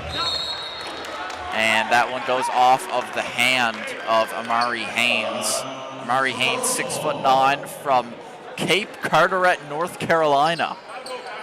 Nick, of course, we've seen some North Carolina here in this building in the past. The Raleigh Firebirds from North Carolina.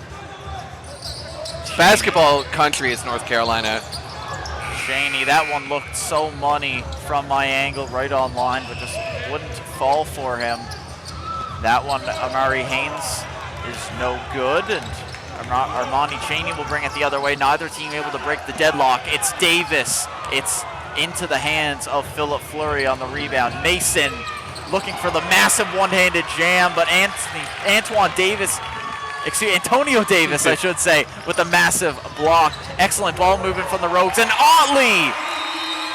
Nick, I love that touch pass from Louis Yankov. Just such quick instincts to find Otley right under the basket and a strong finish. That's what we call Rogues basketball. Anthony Otley Jr. putting the Rogues in the lead, which will force the Montreal Toundra to regroup here, call a timeout. Folks, we will be right back with you in just one moment. Don't go anywhere, as you can have a look at the ponder for yourself what the coaches and players are saying.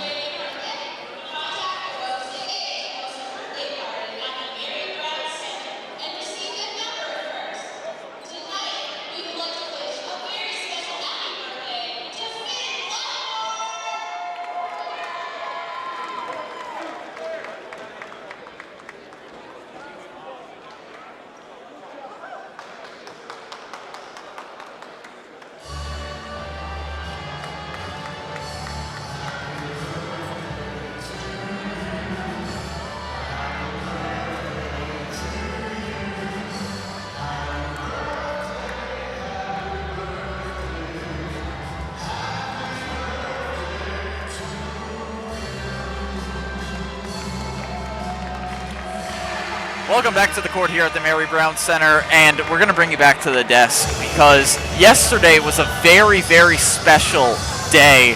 James, you want to talk about what yesterday was? It was my birthday, Nick. Thanks for asking. My 37th birthday, so I was 36, and as of yesterday, 37. How's 37 treating you? Of course, happy birthday from all of us at the Newfoundland Rogues. Thanks, buddy. I got a text from Colby this morning saying, "Is it James's birthday today?" Question mark. You guys.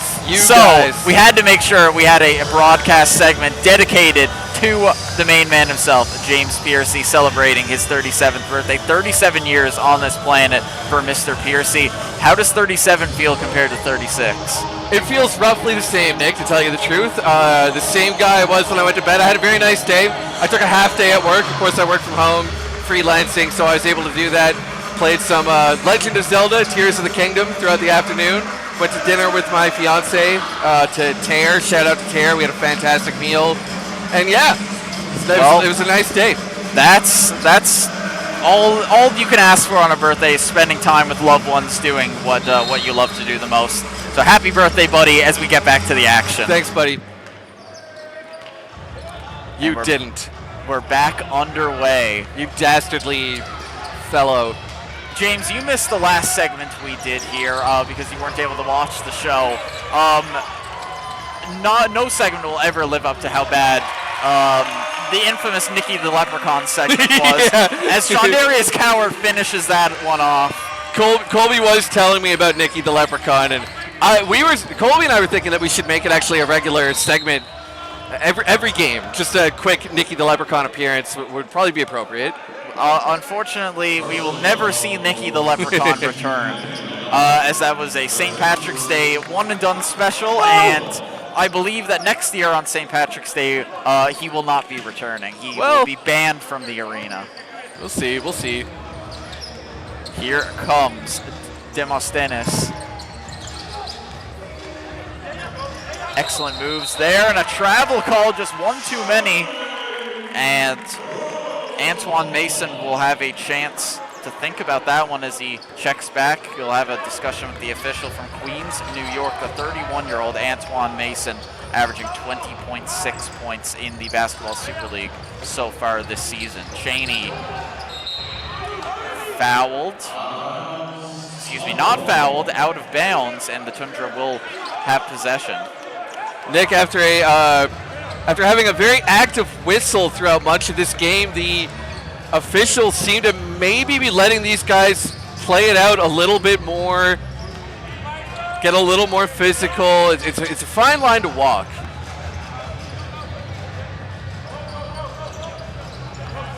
Here is Mason finding Flory. Flory, step back, and Bellotti with the rebound.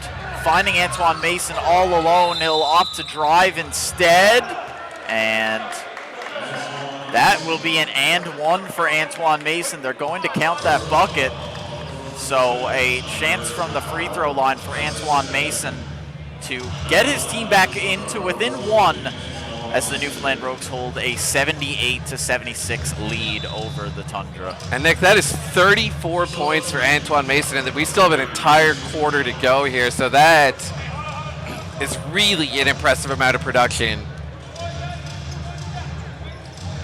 So Antoine Mason, who is at 36 points in this game, James, he could be well on his way to breaking the Basketball Super League record for most points in a game. It would be the second time that that record's been broken at the Mary Brown Center if he is to do so. Sean Darius, excellent inside, up off the glass, no good, and Phil Fleury will bring it the other way. Here's Philip Fleury. Inside here, spinning and losing it at the baseline is Mason Jones, who hasn't had too many minutes so far in this one, Mason Jones, and he'll be kicking himself about how that play ended. Here's Armani Cheney.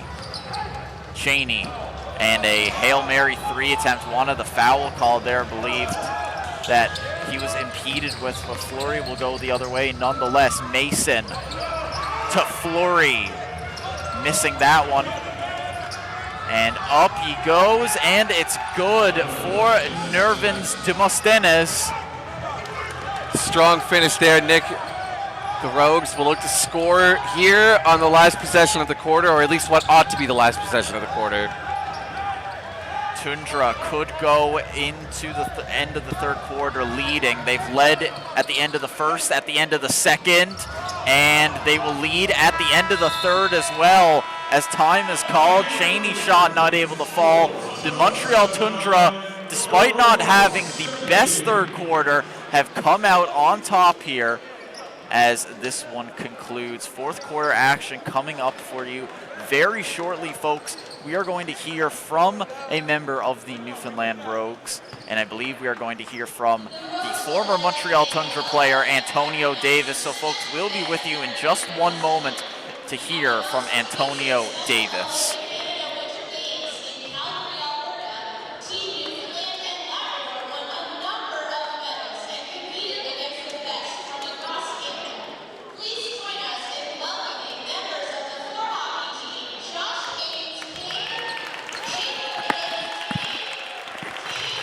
So, ladies and gentlemen, we are joined at the desk here by the one and only Antonio Davis. Antonio, how's that game going out there from your guys' perspective? What are you liking out of your game so far? What do you guys think you need to clamp in on for the fourth quarter? We're playing solid, solid defense.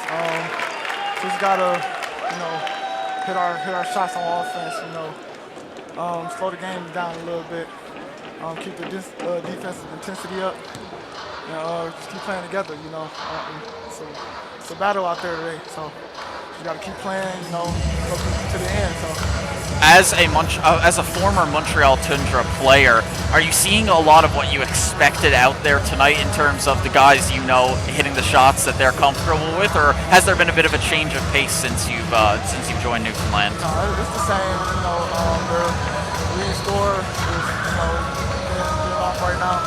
So, you got to contain and slow them down right now. And, keep playing hard defense on them. Hopefully, they miss tough shots. And we just make ours on our offensive end. So, it's a hard battle. They're doing what normally they do. So, you got to slow them down and contain them. And I saw you at the end of your shoot-around, before Montreal shoot-around, you were having a few words catching up with the guys. Do you have any message for the Montreal fans that you've played in front of before? Of course, now a member of the Newfoundland Rogues, but they're going to be watching this broadcast here tonight. Do you have anything to say to the Montreal fans watching at home? No, I appreciate all the love from the Montreal fans. They showed me a lot of love when I was there, and they still do to this day. So, still all love there. The team is battling hard right now trying to get the win. So, unfortunately, we're going to stop that. But still all love. Hey, well, from a Rogues perspective, I surely hope you guys can get that done. From a neutral broadcaster perspective, I can't say anything. Antonio, thank you so much for joining me here. Problem. We'll let you get back out there. Appreciate it.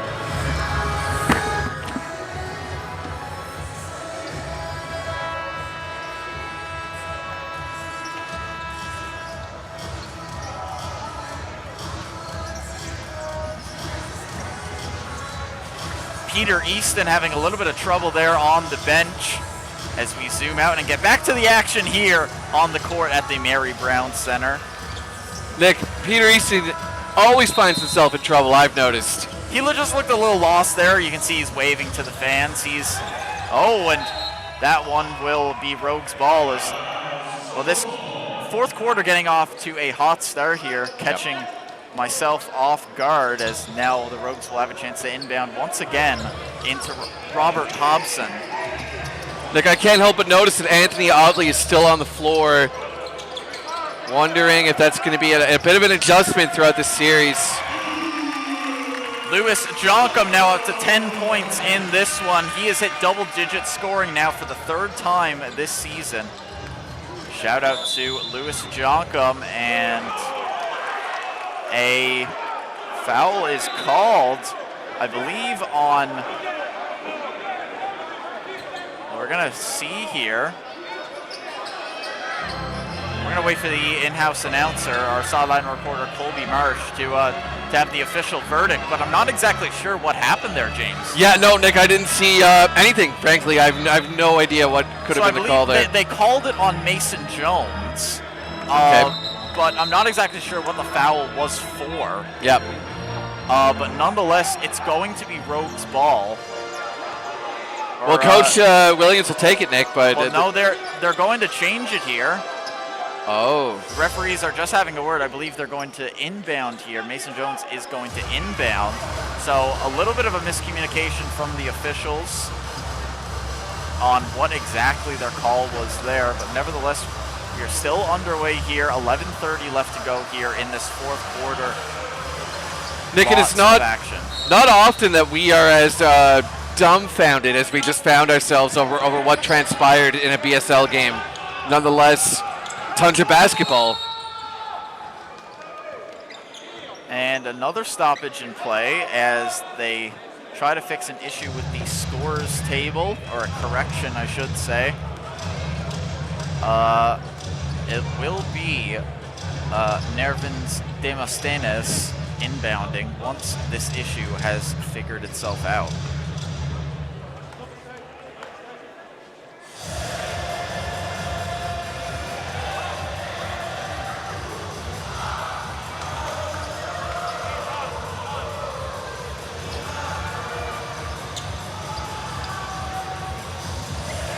So still a little bit of confusion here, James. While we're, while they're trying to figure out that, I want to make the point that Antoine Mason has 37 points in this game. He is only 8 points off tying Marquise Collins for the BSL record. And now he's at 6 points, Nick. 6 points away with 11 minutes left. Can he tie Marquise Collins? Can he go for the first 50 bomb in BSL history? Nick, I definitely wouldn't rule it out. The Rogues are going to have to make an adjustment to how they're guarding him, but at the same time, I don't know what that adjustment is. Shondarius Coward hitting that one, putting the Rogues back into the lead. This has been such an entertaining game. It could go down to the wire. Either team could win it. We could see some records broken. Folks, if you're tuned into this one now, I highly recommend staying tuned in all the way till the end, because we are going to have a photo finish as Antoine Mason, 4 points off breaking the Basketball Super League record. Nick, they have attempted to use Anthony Oddly, the Rogues have, to guard Mason, which I think was a astute decision by Coach Williams, because you're putting a forward on him that's agile enough to keep up with them. But Antoine Mason doesn't seem to care. Jonkum fouled. He'll head back to the free throw line. He's perfect 4 for 4 from there tonight. Actually, if you head to the Newfoundland Rogues Instagram story, that's at NFLD Rogues, Instagram, TikTok, Facebook, YouTube, etc. X now as well, no longer Twitter. But Lewis Jonkum, you would see he showed up very early to the afternoon shoot around, and he was getting his free throws in as he makes that one 5 for 5 on the night. So the practice paying off for Lewis Jonkum. I'll do it, albeit he's doing these free throws a little bit more clothed than he was earlier. Yeah, that's right. Nick, I have an idea for a new social media platform. Did I mention this to you? Oh, what is this idea for a new social media platform, James? It's called Why. Why? Yeah, and then I was thinking about another one named Z, possibly. So maybe we got X, Y, and Z all together. I mean, there's about 26 options as far as I see it. I don't like the name change, is what I'm alluding to. Brandon Bellotti, who if he had a social media platform, it would just be called B. It might well be. It might well be. Fleury to Mr. Double B, Brandon Bellotti himself, up against Omega Harris, finding Philip Fleury. Fleury up against Jochum. Floater there, the underhand floater. Yeah, that's Fleury. a tricky shot, Nick. Unconventional to say the least, yeah, but it works. Absolutely. I like this guy Fleury. That's 8 points for him now. Hobson, 3, nailing it, Robert Hobson. Right when the Rogues need him most, Robert Hobson strikes again. Hobson is now at 9 points in this one. He is 3 for 5 from beyond the arc. Great game for Robert Hobson so far as Antoine Mason pulls up from 2. Couldn't call bank on that one. Sean Darius going the other way. Here comes Sean Darius Coward. Into Lewis Joncum. Back to Sean Darius. Sean Darius Coward to Marquise Collins for 3. And it wouldn't have counted either way as Collins steps out of bounds as he was shooting that 3 ball. Nick, Robert Hobson is just such a pure three-point specialist. It doesn't matter how closely he's contested. If he puts it up, he's got every chance of knocking it down. And he's always able to shoot with the same consistent form, no matter how he's being covered. He's just a professional shooter. Every team needs one of those guys. Not every team can find one. Fleury over Antoine Mason for 3. That would have surely cemented his place in BSL history if he were to nail that one. Mason has it stolen from him by Sean Darius. Rebounded by Lewis Joncum, and now Omega Harris will take it the other way. And a travel call by Omega Harris. Just wasn't able to get it off his hand in time. How unfortunate for the Oklahoma native.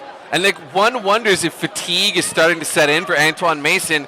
These have not been easy buckets. He's been banging down low quite frequently. He's missed a couple of field goals in a row now, which has not happened throughout the course of this game. And we will see if that trend continues. So here comes Diawara. Now out of bounds by Florent. And that's going to be Rogues basketball, folks, as we wait for the inbound. In the meantime, Armani Chaney checking back into this one for the Rogues. Armani Chaney, of course, this team's primary playmaker. He's got 20 points in this contest. The Rogues opting to go a little small here with Marquise Collins at the 5. The inbound goes to Chaney. Full court pressure by Dervis Demosthenis. Armani setting it up, finds Marquise Collins on the high post. Collins facing up. Marquise Collins with the field goal attempt. Fouled by Marc-Andre Fortin. And for our Quebec listeners, you'll have to forgive my French accent. It is not nearly on par with Nick's. That's why he's the play-by-play typically. Marquise Collins will go to the free throw line for 2 attempts. Collins with 17 points in this one. Marquise Collins knocks down the first one, make that 18 points. And he will prepare for the second free throw. Collins lining it up, 88-85 Rogues. Second one rattles in, and that is 19 points for Marquise Collins as the Rogues take a 4-point lead over the Montreal Toundra. 89-85, James. We're seeing the pace and the tempo in this one pick up. Robert Hobson not able to get that one. AD and swatted Robert Hobson. His arm was flailing around up in the air there. Eventually he was going to hit something. It just so happened to be Diawara as Mambi will head to the free throw line.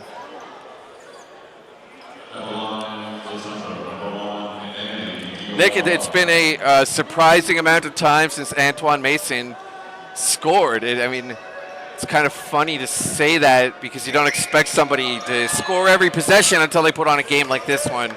Mason with 41 points.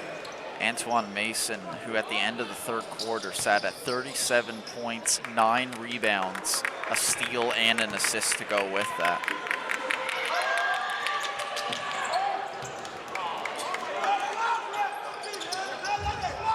You are able to make that one, and the Rogues will inbound from there. It's going to be Omega Harris. Harris now to Collins. Collins inside, up, and that one no good. He went up against Amari Haynes and came up shorthanded. We'll go the other way here, Antoine Mason. Mason up, and Marquise Collins, great defensive play. Still going to be Toundra ball, but credit to Marquise Collins for getting in there, getting up in Antoine Mason's grill, something that a lot of the players have struggled here with tonight. That is exactly right, Nick. And Mason felt that there was a foul on the play, but to my eye, Collins able to maintain his verticality and keep an upright stance, and that's legal coverage. Just knocked the ball out of bounds. They're just going to mop up the floor here a little bit where Antoine Mason took his tumble. Make sure that nothing can happen like that again.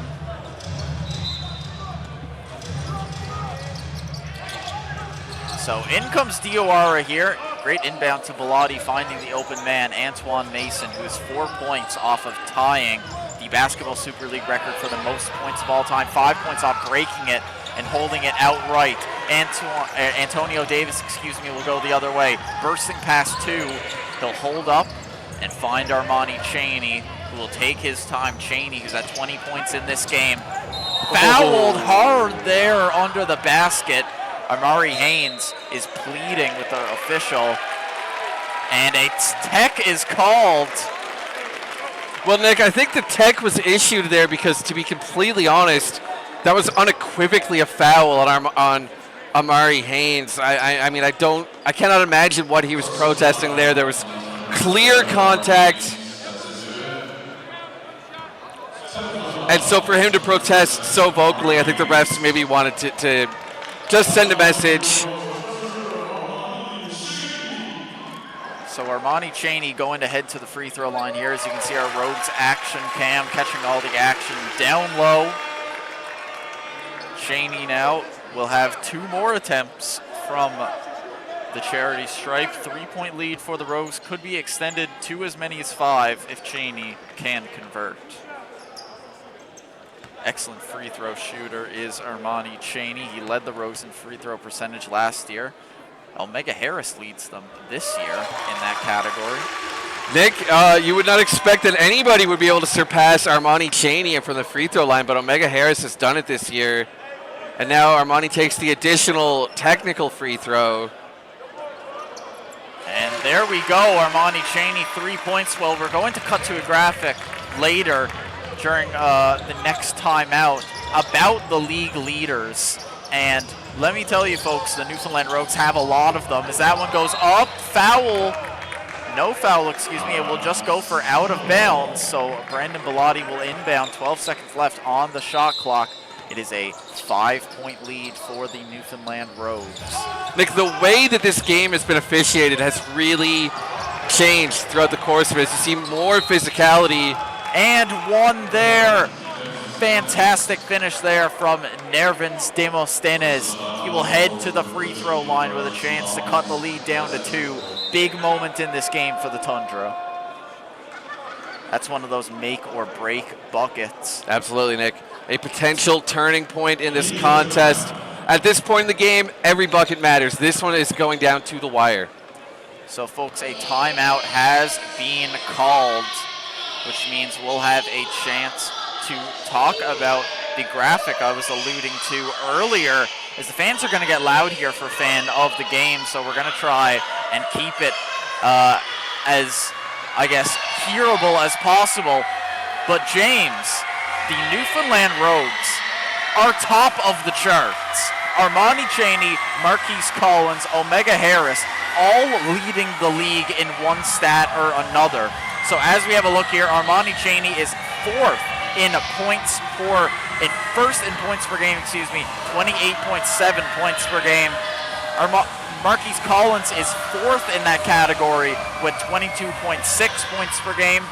And Antoine Mason is sixth with 20.6, although that average is going to go up by a lot after tonight. Nick, he might round up to 21 points per game after tonight. I'm not sure off the top of my head how many games the Toundra have played, but I'm guessing it's a small enough sample size that this game will make a meaningful difference. Looking at the three-point percentage leaderboard, the Rogues also show up in that one, but give credit to the Toundra, they show up as well. In terms of three-point percentage, Omega Harris leads the league, shooting 48.5% from beyond the arc. Ridiculous numbers there. Philip Flory with similarly ridiculous numbers, sitting at 9th in the league for three-point percentage at 39.7%. Nick, I'll tell you, when we started watching Omega Harris this year, I didn't see a shooting specialist. I thought he was going to be more of a slasher. Of course, that speed is so notable, and he seemed to look to cut to the basket pretty regularly, but he's got a silky smooth jump shot as well, and great shot selection. Omega Harris typically only going to shoot that three if he's open enough. And out of bounds there.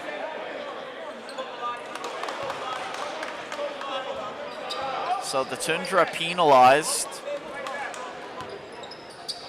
It will still be their inbound here. I believe actually the foul might have been on Robert Hobson. I believe you're right. You're right. Philip Flory for three. Not able to connect. Philip Flory, who competed in the Basketball Super League three-point competition, hasn't had it go his way from beyond the arc tonight. Lots of basketball left to be played, though, here in this game, and overall this weekend as well. And like that's the nature of shooting. These guys tend to run hot and cold. That's just basketball. Harris nailing that three, just as we were talking about how he leads the league in three-point percentage. He comes up big again, Omega Harris. And Nick, on cue, that was a wide open shot, and it was from the corner, which is the most efficient part of the floor. Omega Harris, he's not just an athletic player, he's a very smart player as well. And a nice bucket there for the Toundra to bring it within four. I'd like to give a shout out there to Desmathenes for an excellent ankle breaker, but the floater from Armani Cheney erases that from history. Up goes Diawara, and that one chased by Bellotti, and we're going to see a stoppage in play here, as the official just want to have a word with Bellotti. I believe it may have something to do with the fact that he held on to the rim afterwards. Yeah. Might have been something they considered to call as a technical foul. If you want my opinion, Nick, let the guys hang off the rim a little bit. It's aesthetically pleasing. It's got style. I'm in favor. In for Marquise Collins. He is past the 20-point threshold in this game. Cheney at 25, Collins at 21 now. Massive steal coming up the other way for the Rogues. Omega Harris to Armani Cheney. Thought about the three, but will hold off and opt to reset. Armani trying to orchestrate some offense here. Gets it to Collins in the high post. Harris inside to Antonio Davis, and that one will be Toundra ball, spinning into Bellotti and just bouncing off of the forward. Nick, this has been a very competitive game. These teams are very evenly matched. Shondarius Coward going to check in now for Antonio Davis. Shondarius Coward, who had some crucial moments down the stretch earlier in this one, third quarter. I think he's somebody that Coach Williams really trusts as a closer, Nick. If he feels like it calls for Shondarius, he's got no problem putting him out there for the final minutes of a game. Nice finish right there. Mambi Diawara. Soft touch to knock down that fadeaway in the close jump shot range. And Armani Cheney finishing that one off. Armani Cheney just keeping the Rogues within touching distance for the Toundra to come back, but just making sure they hold a little bit secure as that one finished off there. Great second chance bucket right there from Dominique Welsh. Collins up against Antoine Mason. Look at this, James. The battle between the two players who now sit closest to breaking the record for most points in a Basketball Super League game up against each other. That one was no good, and Mamdi Diawara are just going to slow down the pace a little bit. Look, interestingly, Antoine Mason almost just hanging back there to take himself out of the possession, but that does lend the Toundra an advantage because a 4-on-4 possession favors the offensive team. This is something that we've seen James Harden do at the NBA level quite frequently. He'll just hang back at the half-court line. That means that the opposing team has to keep a strong defender out of the possession, so it benefits the offense. Well, folks, we are going to take what very well could be our final break of the game. When we come back, folks, it is only basketball, only high-stakes action, lots in play here. Can Antoine Mason break the Basketball Super League points record? Can the Montreal Toundra start to climb out of last place, or will the Newfoundland Rogues extend their winning streak to 4 games? Don't miss any action coming up in just a few moments. Don't go anywhere, folks.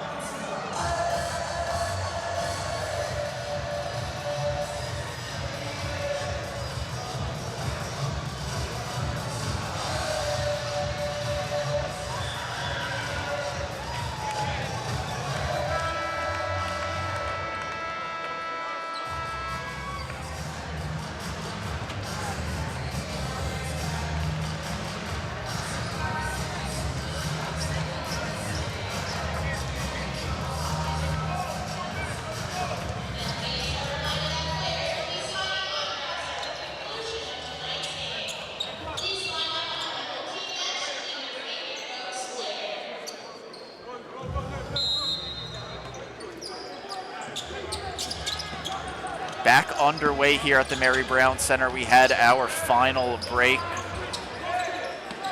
as Diawara, no breaks for him. Unfortunately, didn't get the break that he wanted, as it will fall off the rim and then into the hands of the Newfoundland Rogues. 4-point game here with just under 3:30 left to go on the clock. Collins, and a foul called on, I believe that is Dominic Welch getting called there. Don't know exactly what the foul was for, James. I don't know if you heard Colby there on the announcing say exactly what it was for, but it was an off-ball foul nonetheless. Yep, off-ball fouls can be harder to identify. With that Maybe said, a I'm quite sure there was a tech due to that uncontested free throw. So yes, I believe it was a technical foul. Armani Cheney. Cheney up against Demosthenes. 5 seconds left on the shot clock. Needs something to happen here. Cheney, 3. That one straight into the hands of Dominic Welch. So it will go the other way. Up off the glass. The Toundra now make it within 2 points. The Rogues need to be careful here. That Omega is Harris. absolutely true, Nick. Harris trying to set up some offense here. Going to get it to Marquise Collins. Once again in that sort of high block, high elbow spot. Collins isolating. Collins spins to the basket, misses, but he is fouled. And he will head to the line for 2 free throws. 101 Newfoundland Rogues, 99 Montreal Toundra. And what has been a barn burner from gate to gate, an extremely competitive, physical game of basketball. And that is the BSL brand. Marquise Collins knocks down the first one. Increases the lead to 3. This free throw would make it a 2-possession lead for the Newfoundland Rogues. Collins connects. James, he hits it, he connects, and 2 massive free throws for the Newfoundland Rogues in this one. Collins coming up clutch. Here's Diawara. Up, inside pass, beautiful, and the finish from Demosthenes is good. 2-point lead once again. The Rogues have to be perfect in order to hold this lead because the Toundra look hungry, they look motivated, and they look ready to steal a victory on the road. Hobson, 3, nailing it, Robert Hobson! Nick, first of all, that was incredible. Secondly, I noticed that the Rogues, they're really shifting towards Marquise Collins as the focal point of their offense down the stretch here, and I think that's because he's got that size disadvantage, or size advantage, I should say. Antoine Mason fouled, though, by Marquise Collins. So at the free throw line, Antoine Mason has a chance to tie the record, James. Yep. If he hits both of these, he ties Marquise Collins' record for the most points in a basketball Super League game. This Nick, could end up being an historic moment. It certainly could, and it's ironic because these two have been battling all night, coincidentally, more than anything else, but they've been guarding each other on both ends, and it's a cross-positional matchup between a forward and a guard, so it's only fitting that Mason is coming for Collins' prestigious record here. Antoine Mason hearing the boo birds, and he misses the first one.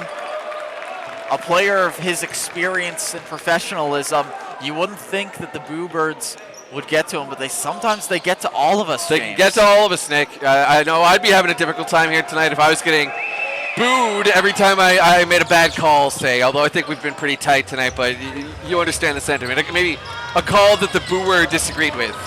Mason hitting that one to put him at 44. He is only 1 bucket off, holding the record for the most points in basketball Super League history in a single game, of course. Armani Chaney holds the record for most points in basketball Super League history as he hands it off to Collins. They got to get a shot up here. Sean Darius, 3 off the rim, and that one into the hands of the Toundra. 4-point lead here for the Rogues. Just under a minute and a half left to go in this game.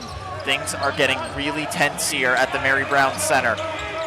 The tension is palpable, and that one called on the floor. So Marquise Collins fouling, but as it's called on the floor and is the 5th foul, Philip Flory will head to the free throw line.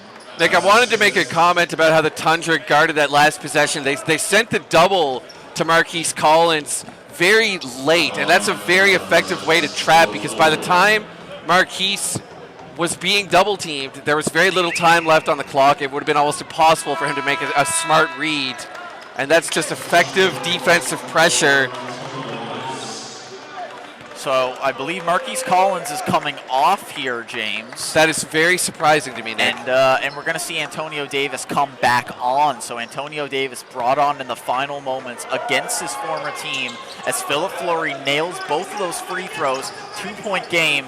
The Rogues, well, they need to be perfect here, James. The Toundra need to be perfect. The Rogues need to be perfect. We're going to see a perfect end to this game. Well said, Nick. Chaney driving. Gets held, and a foul called, which will send Armani Chaney to the line. The Toundra players protesting this. Lots of action in the middle here. And we're going to see if they end up changing their mind. A little bit of a reconvening from the officials. If this call stands, Armani Chaney will head to the line. If it doesn't, Lord knows what will happen to these fans here. They might go crazy. Like, there seems to be a sentiment that Armani Chaney may have traveled on that possession. I'm not so sure myself. I can see where the case is coming from, James. Absolutely. And a tech has been called, so another free throw attempt is going to come as, well, Demosthenes has talked himself into trouble, and he's talked his team into a little bit more trouble than they can bargain for here. Armani Chaney now. You don't want to send Armani Chaney to the line once. You don't want to send him up there twice. The worst thing you can do is send them up here for 3 shots. Nick, I couldn't help but notice Antoine Mason chewing his teammate out, Mambi Diawara there. Not necessarily impressed with that technical foul, as it could be extremely consequential to the outcome of this game. Cooler heads prevail, but sometimes we all have moments of weakness, with that said. So 107 to 105. It has been an enthralling game here at the Mary Brown Center. Started off slow, but the pace has picked up. And I tell you what, James, I can't believe I'm in this position right now where I get paid to watch this kind of action. I must be the luckiest guy in the world, because I would pay so much money to be able to come down and see this action live in person. Oh, Nick, you're sitting right next to the next luckiest guy on earth in that case, because I'm right there with you. What a outstanding game of basketball this has been. Really set a tone for this mini-series that's coming up. Of course, the Toundra back in the Mary Brown Center on Saturday and Sunday. Of course, 7 o'clock Eastern, or 7 o'clock Newfoundland time start on Saturdays. Armani Chaney nails his last one there, so the Rogues now up by 5. But you can catch this game once again Saturday and Sunday, starting at 7 o'clock Newfoundland time on Saturday and at 4 o'clock Newfoundland time on Sunday. That's 5:30 Eastern and 2:30 Eastern for those in the Montreal region. Montreal not very happy, as they have just given up a crucial possession. Yeah. Nick, this one, the numbers just shifted in the Rogues' favor substantially. The odds, this one far from over, anybody's game, but it's starting to round into form for the Newfoundland Rogues, I would suggest. Timeout called, and here we go. Well, Buckley's getting fired up at the officials here, I believe. We will see some disciplinary action coming after. The way that Buckley has handled himself here, he's knocked down a whole row of chairs at the Mary Brown Center, and he is off, ladies and gentlemen. Nick, that might have been the most overt display of emotion I've ever seen in the Mary Brown Center. My goodness. I've never seen anything like that here in a game of basketball before, where a coach just single-handedly takes down an entire row of chairs in frustration. That was certainly something. Nevertheless, we do have to continue on with this game of basketball, but how this one will be divvied up and how the charges will lay out, we're going to see. As you can see, the Rogues fans are happy, they're excited. They're all lining up right now. As you can see, the line is forming already for players to be able to meet the fans. And there you can see our Rogues crew. There's our host. Nick, I'm just wondering who's going to pick up those chairs. Well, someone's going to have to, and it looks like they're fixing the chairs there now on top right hand of your screen. I can't believe this, ladies and gentlemen. Peter Easton in the bottom right is getting the crowd hyped up. And Damian Buckley is ejected. Well, Peter Easton is loving it. The fans are loving it. You don't normally get as big of a crowd on a Thursday as you do on a weekend. It's just natural. Not as many people are able to come out. But this building was as loud as I've ever heard it, whether there was 1,000 people or 50,000 people. They all got up for that. And Nick, I'll tell you, this is a great Thursday crowd, and to me, I think we're seeing a surge in popularity of the Rogues, because this is more bodies than we typically see on a Thursday, and I can only imagine how this building is going to be throughout the weekend. Well, folks, the Rogues now leading 111 to 104. This game isn't done yet, but the Montreal Toundra certainly have seemed defeated, but they're not going to give up. Nick, I understand the sentiment that a coach may deliberately draw a technical foul just to sort of rile his team up and maybe inspire them. But in this case, it felt a little more like the wheels fell off for the Toundra, in my opinion. I don't think Coach Buckley's display necessarily helped anything in this case. I think it almost felt like an exclamation point on the end of this game. Robert Hobson, I should say, who was fouled, will have a chance to shoot his second of 2 free throws. He'll make both of them. Robert Hobson, James, a phenomenal game so far tonight, has been excellent, efficient, and the foul called on the Newfoundland Rogues. So we are going to see Mason Jones head to the line for some free throws here. If he can nail both of them, he can put the Rogues in a little bit of trouble here with 30 seconds left in the fourth quarter. I would frame it this way, Nick. If the Toundra want to have any hope, they need both of these free throws. And they missed the first one. And they miss it, so the Newfoundland Rogues, it's we don't want to say anything definitive until we see them shaking hands and Sister Betty Morrissey is doing a huddle in the middle. It's going to be difficult. But folks, the Montreal Toundra have an uphill battle as they try and foul Armani Cheney. They're not going to get the chance to. Hobson now for Harris, and they are slowly just going to see this one out. Davis, foul called. And Omega Harris, I believe, is going to be the one to head to the free throw line. I'm going to say it, Nick. This one is over. Thanks for joining us, folks. We appreciate having you on the broadcast. Hold on, folks. No thanks for joining us yet, because we still have a post-game show, ladies and gentlemen. Stay tuned in so you can see who our player of the game from today's game is. We haven't had an away team player win a player of the game so far this season. Will Antoine Mason break the streak with his 44-point performance? You're going to have to stay tuned to find out. Antonio Davis finishing off that one. Philip Flory up and a dunk.